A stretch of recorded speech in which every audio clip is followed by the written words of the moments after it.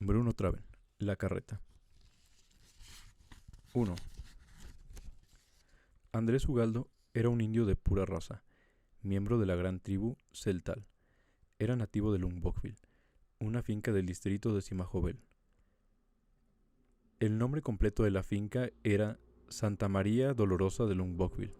Lumbogville era el viejo nombre indígena de algún pueblo o comuna, y significa tierra cultivada. Después de la conquista de los españoles, fue arrebatada a los indios, y regalada y vendida por el gobernador del lugar a uno de sus sucesores, quien la convirtió en hacienda. Los indios originales, poseedores, permanecieron en ella porque no tenían otro lugar a donde ir. Allí se quedaron ligados sentimentalmente con la tierra en la que habían nacido y porque se dieron cuenta de que en cualquier lugar al que fueran les esperaba el mismo destino. Ya no eran campesinos libres para cultivar la tierra que les pertenecía. El finquero, nuevo señor del lugar, les asignaba parcelas de acuerdo con su voluntad y criterio, a fin de que las cultivaran y pudieran sostenerse con las cosechas. Esto hacía a las veces de salario por el trabajo que ellos habían de hacer como siervos de su señor. Cuando los españoles tomaron la tierra de esas comunidades, adoptaron el viejo nombre indio, pues, de otra manera, la población indígena, habituada a aquellos nombres desde hacía siglos, no hubiera sabido dónde se hallaban o a dónde pertenecían. Pero por temor a perder la protección de sus propios dioses, los españoles anteponían al nombre indígena algún piadoso nombre suyo. En este caso, fue Santa María Dolorosa. A través del tiempo, la finca pasó en venta y herencia por muchas manos, pero lo que nunca cambió, no obstante las frecuentes ventas, fueron las tierras y sus habitantes originales. Las mismas familias continuaron viviendo en la finca como habían vivido antes de que los españoles llegaran. Fieles a la tierra, esperaban quieta y pacientemente el día que volviera a ser suya. Finalmente, la finca llegó a poder de don Arnulfo Partida, mexicano descendiente de españoles, hecho del que se hallaba muy orgulloso, aun cuando tenía una cantidad bastante mayor de sangre indígena que de sangre española en sus venas. Era rarísimo que alguno de los peones abandonara la finca. Los padres eran peones, los hijos peones, las hijas mujeres de peones. Era esto una ley. Cuando alguno de los peones abandonaba la finca para vivir su vida, el finquero pagaba 5 pesos al municipio, que mandaba a prender al peón, y le obligaba a regresar. Además de cierto castigo por su intento de evasión, tenía que pagar con trabajo los 5 pesos. Pero un indio, que se encuentra tan íntimamente ligado a su familia, sus relaciones y sus amigos, raramente un peón piensa en huir de la finca a la que pertenece. Pero no siempre es ventajoso para un peón salir de la finca donde nació, aun cuando virtualmente ya al nacer sea considerado como siervo. A menudo representa una desventaja. El peón carece de inteligencia, tanto como para juzgar las cosas de antemano como para adaptarse rápidamente a nuevas circunstancias, y el finquero no tiene ningún deseo de ver desarrollarse la inteligencia del peón. Si algo encaminado a lograrlo es emprendido por el Estado, el finquero se opone y se constituye en un obstáculo. Se torna monarquista, bolchevique o encabeza una rebelión, cualquier cosa antes que permitir esa peligrosa política en favor de sus peones. Andrés Ugaldo salió de la finca sin necesidad de escapar. Una de las hijas de don Arnulfo estaba casada y vivía en Joveltó. Joveltó, un pequeño pueblecito, limpio y agradable, habitado en parte por mexicanos ladinos y en parte por indios de pura sangre. Los mexicanos y los indios viven en barrios separados, pero en el mercado y en todos los negocios se mezclan libremente, al igual que los habitantes de cualquier pueblo del mundo. Los indios tienen su propio alcalde y los mexicanos su jefe, cacique o como quiera que le llamen. Doña Emilia no encontraba sirviente que le acomodara para su nuevo hogar. Tal vez no se acostumbraba a los indios de Joveltó, o quizás deseaba ver caras conocidas. Sea lo que fuere, envió a un indio con una carta para su padre, en la que le rogaba que le enviara a 2 muchachas de la finca, y mencionaba a Ofelia y a Paulina como las que más habrían de agradarle. Ellas ya sabían cocinar y cuidar de la casa, y doña Emilia estaba acostumbrada a su forma de trabajar. También solicitaba un mozo, porque su joven esposo necesitaba uno que le ayudara en la tienda. Don Arnulfo no podía negar nada a su hija, sobre todo cuando ella insinuaba en su carta que a su debido tiempo sería abuelo, cosa que había descubierto una semana antes. Así es que él se dio prisa en enviarle a las muchachas que había pedido y en elegir al muchacho que había de enviarle. El muchacho fue Andrés. Ofelia era su tía, y como marcharían juntos, no habría que preocuparse por separarse del cajalito paterno en el que había nacido. Era la primera vez que salía de su hogar. Su madre lloró mientras le hacía su pozole. En cambio, su padre se mostró estoico y no dejó ver sus sentimientos.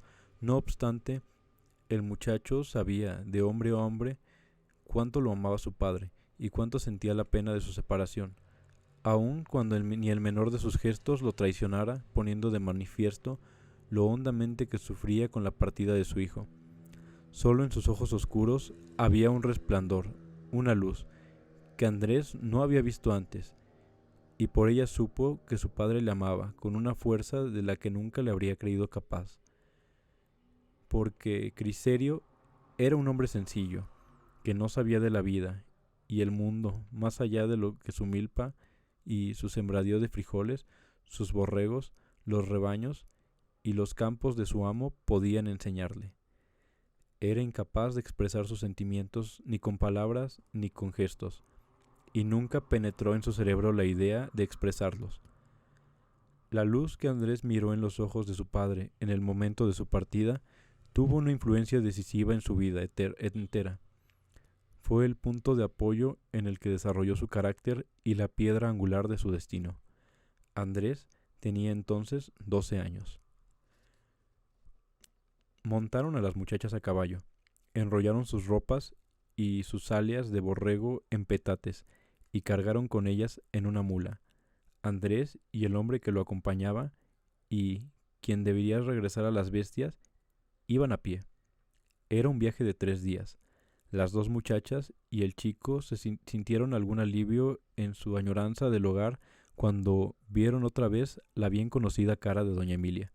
Después de todo, ella había nacido en el mismo suelo que ellos, aunque en la casa del amo.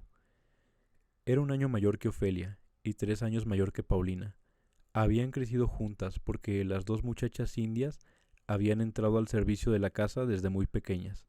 Juntas habían trabajado en la cocina, en el cuidado de la casa, habían llorado, reído, bailado, y juntas también se habían arrodillado ante las imágenes de los santos en la capilla de la finca, y habían compartido sus secretos. Doña Emilia hablaba su lengua tan bien como ellas mismas, y las muchachas conocían bastante el español, para hacerse entender por los mexicanos. Doña Emilia había sido siempre amada por la familia de los peones de su padre, aun cuando muchas veces solo fuera de la misma forma en que el príncipe heredero suele ser más amado que el rey, pero siempre estaba dispuesta a ayudar a los enfermos, y cuantas veces podía trataba de enmendar los daños que en su opinión o en opinión de los peones hacía su padre o el capataz. De ese modo, las 2 muchachas y el muchacho se reconciliaron rápidamente con el nuevo ambiente, gracias a la presencia de la joven señora, a quien ya le tenían confianza. Don Leonardo era comerciante, tenía una tienda de abarrotes y tlapalería, en la que había toda clase de artículos: azúcar, café, maíz, frijoles, jabón, harina, aguardiente, conservas, lámparas, zapatos, incubadoras, ropa corriente, camisas, algodones, listones, fonógrafos, medicinas, tabaco, imágenes sagradas, tinta, cerveza, perfumes, objetos de talabantería, artículos para carreteros. En pocas palabras, un departamento en miniatura de El Palacio de Hierro, que en Jovelto pueblo mitad indígena y mitad mexicano, de cerca de 1000 habitantes, sugería el esplendor de una metrópoli. Don Leonardo podía atender fácilmente él solo el negocio. En algún momento criticó cuando una mujer pedía una vela de 3 centavos y otra quería 2 centavos de agua ras. Doña Emilia podía ir en su ayuda, pero no ocurría con frecuencia que hubiera 2 clientes al mismo tiempo en la tienda. Algunas veces, quizá, en día de plaza, ordinariamente podía haber algún indio sentado en cuclillas a la puerta desde las 5:30 de la mañana, dispuesto a penetrar en el momento en que fuera abierta, para comprar un quinto de hojas de tabaco. 2 horas después, llegaba algún chamaco a comprar medio de café molido. A las 10, una costurera enviaba por agujas de máquina del número 7 y se le mandaba decir que no había. El muchacho que hacía el mandado corría a dar la razón y regresaba diciendo que las del número 8 servían. Don Leonardo lo sentía, pero tampoco tenía del número 8, solamente número 9. El muchacho regresaba y compraba una aguja del número 9 en 3 centavos. En el curso del día la aguja era cambiada 4 veces, hasta que al fin, ya anocheciendo, la compradora convenía en el número 5 y la venta se ultimaba, siempre con la condición de que la costurera podría cambiar la aguja nuevamente en el curso de la semana, si hallaba que la del número 5 no le servía. Algunas veces, desde luego, se vendían algún par de botas, unos metros de crepé o 25 píldoras de quinina y hasta un vestido azul, marcado con el precio de 23 pesos. Es decir, don Leonardo pedía 23 pesos por lo que había encargado a Nueva York.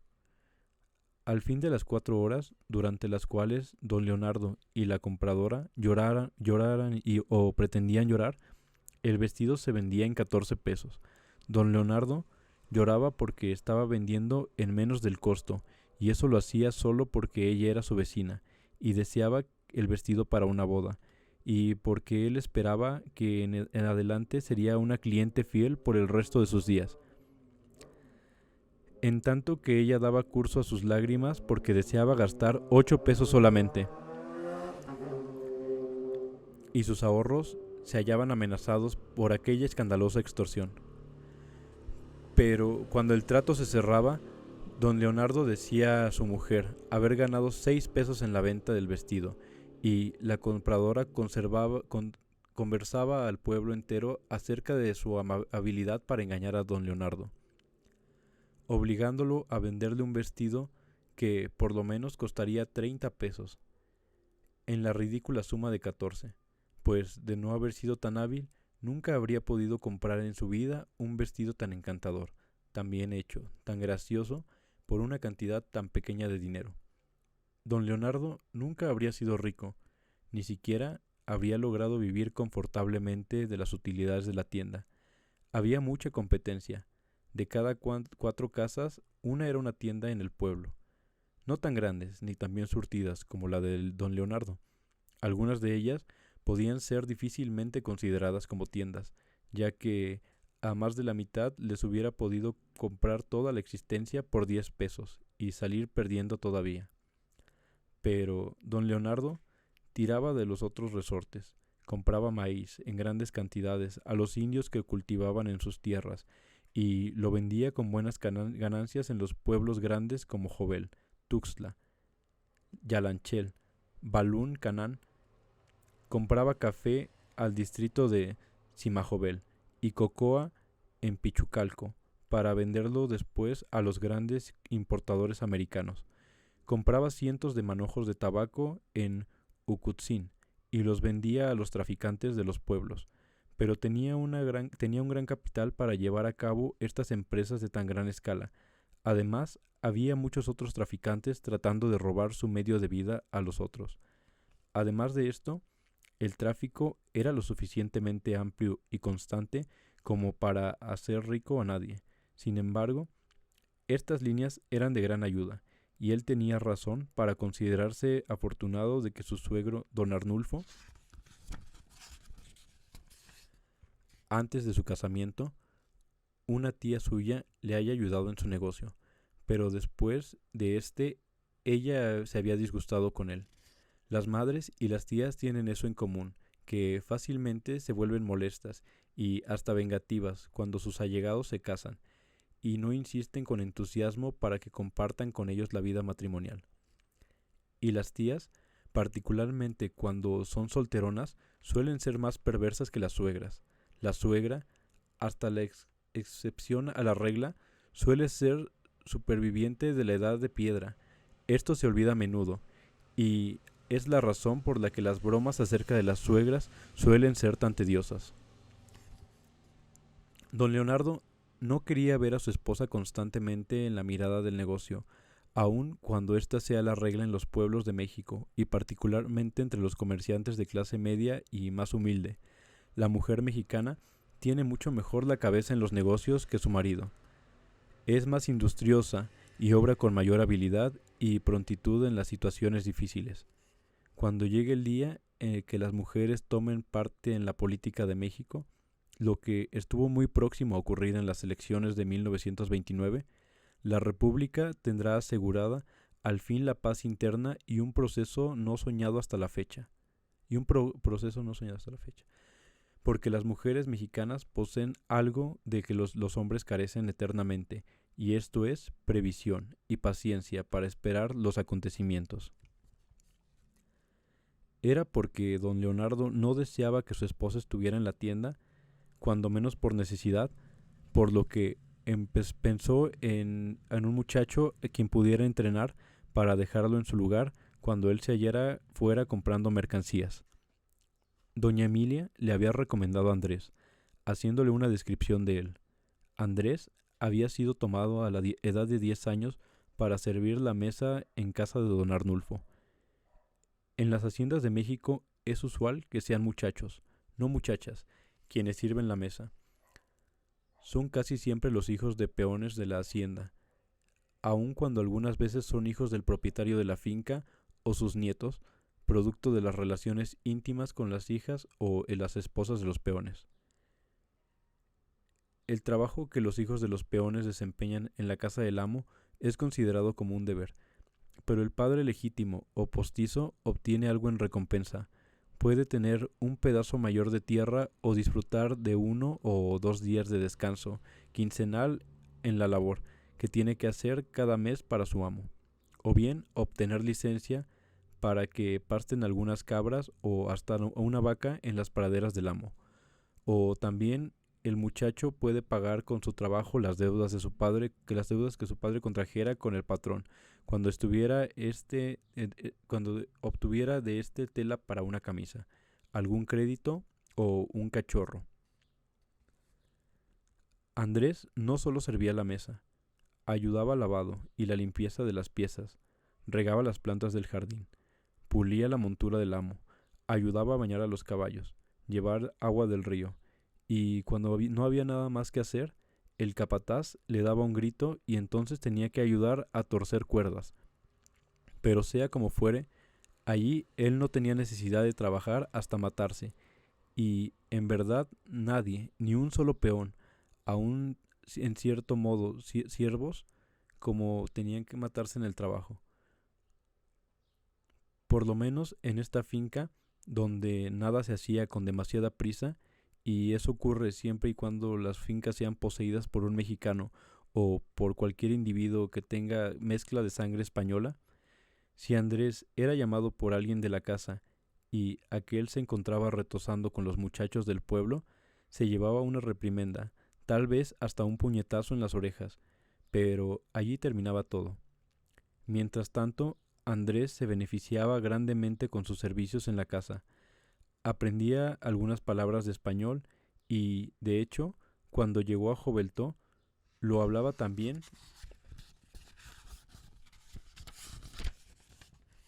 como cualquier mexicano del lugar. Y como su celtal nativo era también la lengua de los nativos de Joveltó y de algunas de las religiones de los alrededores, de las regiones de los alrededores, con pequeñas diferencias, él resultaba de gran valor para don Leonardo, porque especialmente en los días de plaza, hacía mucho mejor negocio con los indios que con los mexicanos. Don Leonardo tuvo pronto una magnífica opinión del muchacho. Andrés estaba deseoso de aprender, y era inteligente y rápido. Enseguida aprendió a distinguir los artículos y a designarlos correctamente. Sabía su valor y el tiempo que podían durar en buen estado, y hasta llegó a saber cuánto había que aumentarles de precio o hasta dónde se podía rebajar sin peligro de privar a su amo de la ganancia. No obstante, no por amor al muchacho y menos aún porque pensara en su porvenir, sino por razones de interés personal, don Leonardo lo envió a la escuela nocturna para que aprendiera a leer, a escribir y a hacer cuentas. El muchacho tenía conocimientos rudimentarios de las cifras. Si se le daba un peso para pagar una compra que importaba 86 centavos, tenía que pedir a don Leonardo o a doña Emilia que le hicieran la cuenta. A veces tenía que ir a buscar a alguno de los dos, y esto resultaba molesto cuando don Leonardo se acababa de sentar a la mesa para comer o se disponía a leer del periódico. Resultaba molesto también que el muchacho no supiera leer las etiquetas de las latas y los paquetes, y que muchas veces abriera las cajas que no debía, con lo que se corría el peligro de que los equivocara los precios y vendiera las mercancías por menos de su costo. Por lo tanto, Leonardo llegó a la conclusión de que el muchacho sería de mayor utilidad si supiera leer y escribir y conocer las cifras. Esto era en pequeña escala lo mismo que ocurre en todo el mundo. El fabricante, el capitalista, el gran terrateniente, se opone por principio a la cultura del proletariado. Ellos sienten, con razón, que un proletariado culto constituye un peligro para la posición de los privilegiados.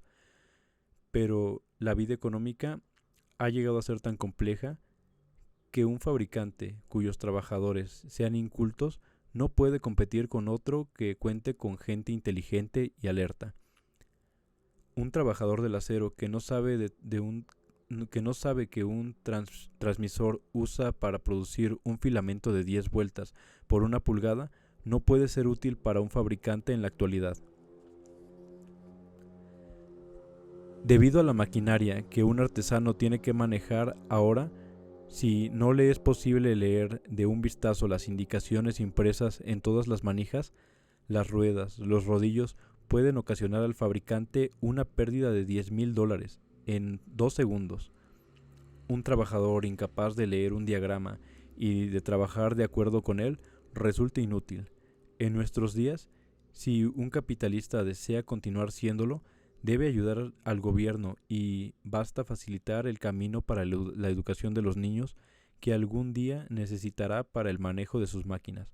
Debe ayudar a esos niños a que reciban la educación que hace 100 años muy pocos de los hijos de los fabricantes recibían. Esto va en contra de sus convicciones, pero no le quedaba otro remedio. Es una verdad de ahora que toma mayores proporciones en el futuro.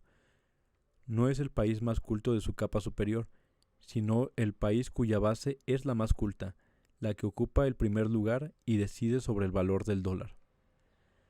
Así es como, tomando en cuenta exclusivamente su propio interés, don Leonardo decidió que el muchacho recibiera alguna educación. Si alguna vez el chico aprovechara esta educación en una forma que solo a él le beneficiara, sin importar ninguna ventaja a don Leonardo, ya éste se encontraría perfectamente preparado para llamarle ruin e ingrato y hacerle reproches por pagar con una negra ingratitud la bondad de su amo, que había hecho de él lo que era, y quien de haberlo sabido a tiempo lo hubiera dejado en su piojoso pueblo indígena y hubiera tenido buen cuidado de no gastar sus buenos pesos en hacerlo gente. Los buenos pesos no sumaban mucho en realidad. Eran solamente 60 centavos mensuales, los que don Leonardo inflaba cuanto podía. Desde luego que él tenía derecho a hacerlo, ya que era la única persona en todo el pueblo que enviaba a un muchacho indígena a su servicio para que se educara en la escuela nocturna, pagando la cuota correspondiente. No entraba en la cabeza de ningún otro mexicano del lugar la idea de dar a sus sirvientes indios la menor oportunidad de mejorarse. Muchachos y muchachas trabajaban de 5 de la mañana a 10 de la noche. No siempre el trabajo era duro, pero ellos tenían que estar en todo momento ocupados y listos para atender a su amo cuando éste los necesitara. No debían tener una sola hora de esparcimiento en el día. Por lo menos eso era lo que sus amos pensaban, y el hecho de mandarlos a la escuela constituiría no solamente una locura, sino un pecado. Sería una locura por lo que podría resultar que el indio llegara a saber más y tener una mayor habilidad que el hijo del amo, quien lo más que perseguía asistiendo a la escuela era aprender a leer y escribir. Un pecado, porque la Iglesia no está a favor de la cultura de los indios. La Iglesia desea que la niñez indígena se conserve en su inocencia e ignorancia, para que de ella sea el reino de los cielos. Una vez que un indio es cultivado, nadie sabe hasta dónde podrá llegar. El caso del indio Benito Juárez no ha sido olvidado, y su memoria se encuentra fresca todavía. Ese indio oaxaqueño que perteneciera a la más completa ignorancia hasta los 15 años de edad, tuvo la oportunidad de cultivarse, y cuando al cabo de un gran esfuerzo llegó a ser hombre culto, confiscó las riquezas de la Iglesia en beneficio del pueblo, arrasando los derechos divinos de que el mismo Dios confirió a la Iglesia católica, en una forma de que nadie hubiera osado antes. Por ello, no hay que admirarse de que la Iglesia mire con recelo la educación de los indios. Aquellos 60 centavos que don Leonardo pagaba por la educación de Andrés no constituían un gran gasto como pudiera parecer, ya que Andrés no percibía salario alguno. ¿Quién podría soñar en pagar al muchacho indígena salario? Debía considerarse afortunado de que le permitieran trabajar. Aquello ya en sí era salario suficiente, y debía agradecer al patrón que le diera qué hacer. Andrés tenía sus alimentos, y estos eran ciertamente abundantes, aun cuando raras veces pasaran de ser tortillas, frijoles y chiles verdes. Si por alguna circunstancia el muchacho no se hallaba en su sitio cuando era requerido o cometía algún error, se le decía que no se ganaba ni la sal de su comida y que su amo derrochaba su dinero en él inútilmente. También se proporcionaba vestido, consistente en calzado y camisa de manta, y un sombrero de petate. No calzaba ni botas, ni zapatos, ni siquiera huaraches. Caminaba descalzo, como lo había hecho toda su vida. Él estaba acostumbrado a ello, y no había nada mejor. Los días de fiesta, tales como el día del santo patrón de Jovelto, le daban 5 centavos, y si su amo se encontraba en ánimo generoso, llegaba a darle hasta 2 reales para que comprara dulces.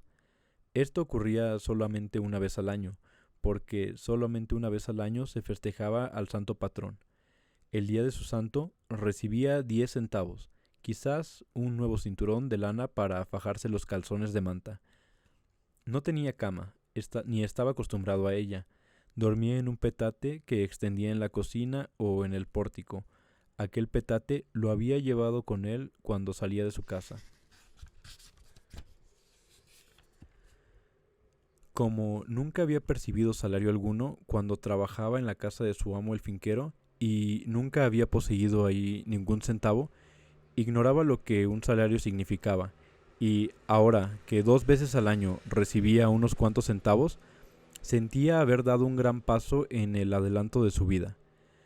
Este sistema es suficiente para hacer arder de envidia a los capitalistas, y la introducción obligatoria del mismo en todo el mundo constituye el sueño de buenaventuranza de todos los patrones del universo.